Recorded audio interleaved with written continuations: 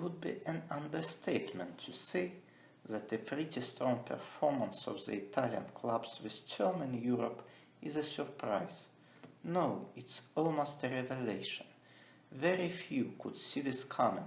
There were simply no logical premises for such a jolt. Here are the facts. During the last 2 decades, Serie A has been one of the world's most regressing competitions that gradually loses quality, prestige and appeal. In the previous 2 seasons, all Italian clubs have been eliminated from the Champions League even before the quarterfinal stage. In the last Ballon d'Or voting to this date, no one from players that represent Serie A hasn't managed to make the top 10. Rafael Leao finished 14th, getting just 2 points, whilst the eventual winner, Karim Benzema, had 549. Meanwhile, the Italian national team failed to qualify for the World Cup for the 2nd time running. Add to that the evident decline of Juventus, the team that used to be the class of the league, the well-chronicled financial issues of almost all Serie A prominent clubs, multiplied by very modest summer transfer campaign, and you come to the conclusion that Inter, Napoli and AC Milan all had no chance to surprise their continental opponents in such a stunning way. But the reality proved to be very different, not the least because history teaches us that the Italians, both the national team and clubs, are the most dangerous and successful when the rest doesn't take them seriously. It's an intangible thing for sure, but it's backed up by so many concrete examples that I decided to put it first among those 7 reasons that led to the current burst of Serie A clubs. We saw it in the past many times. One has only to forget about the Italians as a formidable football force, and then they instantly will find the method to remind about themselves in this sense. Invariably, behind those amazing reincarnations is something called psychology, a very complicated thing in case of this particular country. Paradoxically, the Italians, with their boastful nature and tendency to overrate themselves and underestimate the value of hard work and opponents, need a big failure as a sovereign effect in order to make a big step forward, or rather a big leap in quality, which we are witnessing now. This is doubly true when it comes to the current Serie A players that have much lesser skills than their predecessors. Therefore, motivation, hunger and passionate desire to excel are absolute keys to their positive results, and it's pretty evident that it's much easier to be in this mental mode after the big failure when you are treated like an underdog. The second cement of this Italian's breakthrough is abnormal club season, which has been divided into 2 halves. For me, it's absolutely apparent that Serie A won much more from it than the other top leagues, not only due to the Squadra Azzurra's absence in Qatar, but also courtesy to the league's specifics. In Italy, historically, around 70% of games decided by 1 goal difference or less, and it's naturally the highest ratio in top leagues. This means brutal football with ruthless fight until the very end, an ocean of fouls, tackles, and a very small effective playing time, sometimes less than 50 minutes out of 95 or even 100. No wonder that near to the end of the season, the leading Serie A clubs were almost exhausted, and after a strong start to the continental campaign, used to collectively fade away in March. But not this time. The huge break literally gave the Italian clubs a new lease of life, enabling them to stay fresh and truly competitive. Smart and effective management is the factor number 3. It's kind of ironic that in the golden 1990s, when Serie A was the best league on the planet, with some margin, exactly this point has been perhaps the weakest. Even the famous Adriano Galliani, who was in charge of AC Milan for 3 decades, used to operate at a loss, constantly and persistently asking the club's owner, Silvio Berlusconi, for more and more money. Actually, that's why the Italian league lost the dominant position. The over-reliance on resources of the concrete man used to lead to bankruptcy straight away when teams' boss was facing financial troubles or losing an interest to football.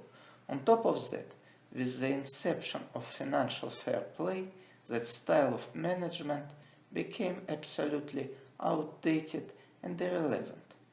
Therefore, new generation of Italian administrators is acting differently. Beppe Marotta, the executive director of Inter, is a prime example of it. Marotta is a wily and experienced manager who is unmatched in his ability to find the right personnel on the market at the right price. He is also a consummate master of operating with a limited budget. It's harder to describe concisely the talent of the legendary Paolo Maldini, Marotta's younger colleague, but it's clear that Maldini's charisma and calm presence played a major role in the resurgence of AC Milan. As for Aurelio De Laurentiis, the owner of Napoli, he honestly deserves a separate discussion and a separate video indeed. Right now, I could only express astonishment that De Laurentiis, who is pretty smart and forward-thinking in basically his every move, both financial and football, tasting a major success only now, after almost 20 years in this capacity. It's significant that 3 Italian outfits that reached the Champions League Quarterfinal are 3 best managed football clubs in the country right now.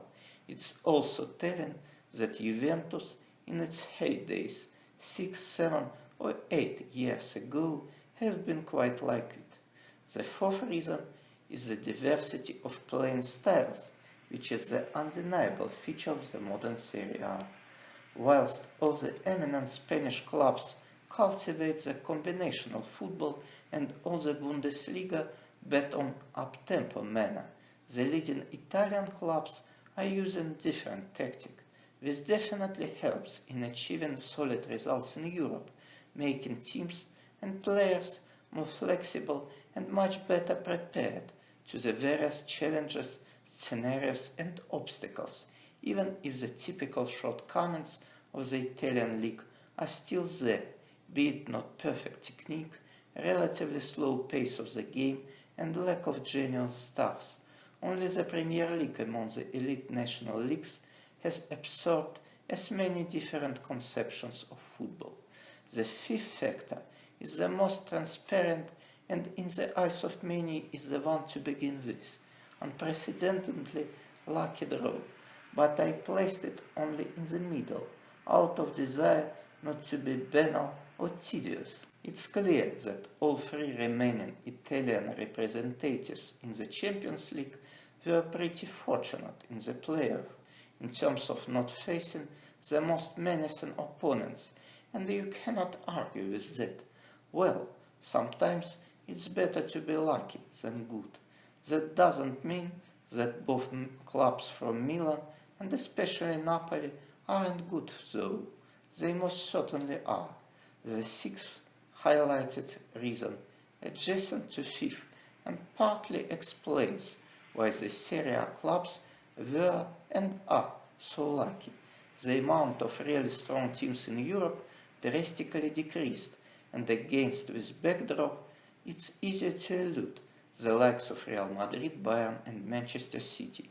Liverpool are currently on a slide. Barcelona had another lean European campaign, while Atletico completely botched it, and PSG once again, haven't been able to live up to the expectations. It's true that the level of biggest continental clubs dropped recently, and the Italians were opportunistic and fortunate enough to exploit it. In fact, it's really funny and even ludicrous that 5 clubs that reached the Champions League Quarterfinal stage a year ago were able to retain their spots. As for the Serie A representatives, they simply fill the void. And the last summit, which is excellently rhymes with the first one and allows to wrap up the analysis properly. Yes, the biggest Italian clubs desperately need money and could earn them mainly by selling their star players or as an option by performing in the Champions League in a brilliant way. The motivation of the others is much weaker in this regard. Top English clubs are getting tons of money from TV, and even without the Champions League football, Manchester United are enjoying much bigger revenues than AC Milan and Inter combined, who are currently vying for the ultimate prize. Barcelona, despite their well-documented financial woes, could earn a lot through the power of its brand and sheer popularity, whilst PSG have a fabulously rich owner. As for Bayern and some other major Bundesliga clubs, they are free of debts. Obviously, it doesn't mean that all of them aren't interested in prize money. It means only that the degree of Italians' interest to it is significantly higher. Along with it, the Serie A outfits are trying to defend the country's position in the top 4 of the UEFA coefficients ranking, knowing full well how important it is to have 4 spots in the Champions League. In this regard, even the Europa League is rated highly by them, especially from the moment the win in this competition gives the birth to the senior tournament. Hence, both the beleaguered Juventus and the erratic AS Roma are taking this competition pretty seriously, even if the Turin-based outfit is seriously risking to be banned from European football due to financial infringements.